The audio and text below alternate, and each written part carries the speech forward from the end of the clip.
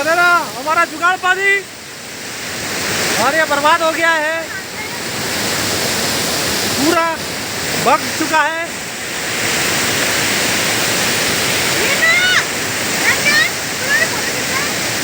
और ये सब इसके रजनी की वजह से हो रखा है। और वो उधर खड़ी है मिन्नू, वो मिन्नू पिन्नू की वजह से हो रखा है।